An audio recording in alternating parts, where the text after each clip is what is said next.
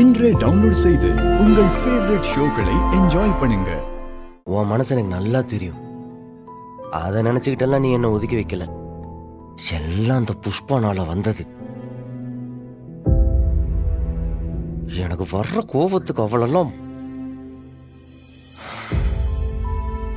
அவ யாரு உன்னை அசிங்கப்படுத்துறதுக்கு? இந்த குடும்பத்தோட நிம்மதியை கெடுக்கணும்னு அவன் கலாட்டா பண்ணிட்டு கங்கணம் கட்டிட்டு தெரியுறா.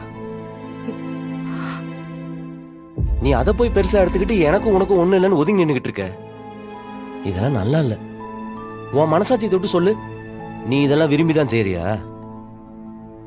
என்ன பிரிஞ்சு உன்னால வாழ்ந்துட முடியும்? நீ என்ன அவாய்ட் பண்ணும் போதெல்லாம் என்னோட மனசு எவ்வளவு வலிக்குமோ அதே அளவுக்கு உனக்கும் மனசு வலிக்கும் எனக்கு தெரியும். ஏன்னா அந்த அளவுக்கு நீ என்ன லவ் பண்ற. இந்த ஜென்மோன்னு இல்லை, இன்னும் எத்தனை ஜென்மம் எடுத்தாலும் உன்னால என்ன மறக்கவே முடியாது. நானும் அப்படிதான். எனக்கு உன்னை விட்டா வேற யாரும் இல்லடி. என்னை கட்டி வச்சு 10 பேர் அடிச்சு சித்திரவதை பண்ணாலும் எனக்கு வலிக்காது. ஆனா நீ என்ன பார்க்காம உன் பார்வையை வேற பக்கம் திருப்பிக்கும் போதெல்லாம் அது ஒரு சின்ன மொமெண்ட் தான். ஆனா உள்ளுக்குள்ள அப்படியே ஈட்டி இறங்குற மாதிரி வலிக்கும். இந்த உலகத்திலே பெரிய வலி என்ன தெரியுமா? நம்மளை பெருசா நேசிக்கிறவங்க, நமக்கு ரொம்ப பிடிச்சவங்க, இவங்க தான் உலகம் நம்ம யார நினைக்கிறோமோ அவங்க நம்மளை அவாய்ட் பண்றது தான்.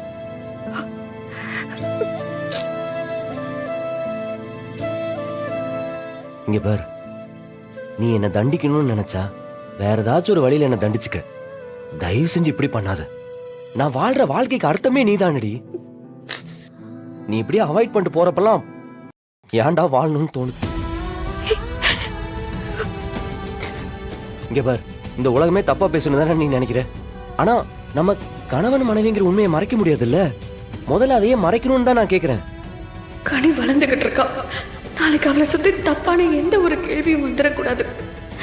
புஷ்பா பேசுற மாதிரி கனியும் பேசிடக்கூடாது.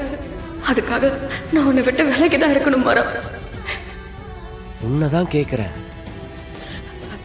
இங்க பாரு மாறா, நான் மனசளவுல நமக்குள்ள இருக்கிற உறவை என்னைக்கும் முறிச்சிட்டேன். இப்ப பேருக்கு ஓடிக்கிட்டு இருக்கிற இந்த உறவை மத்தவங்க காயப்படுத்துறத நான் விரும்பல.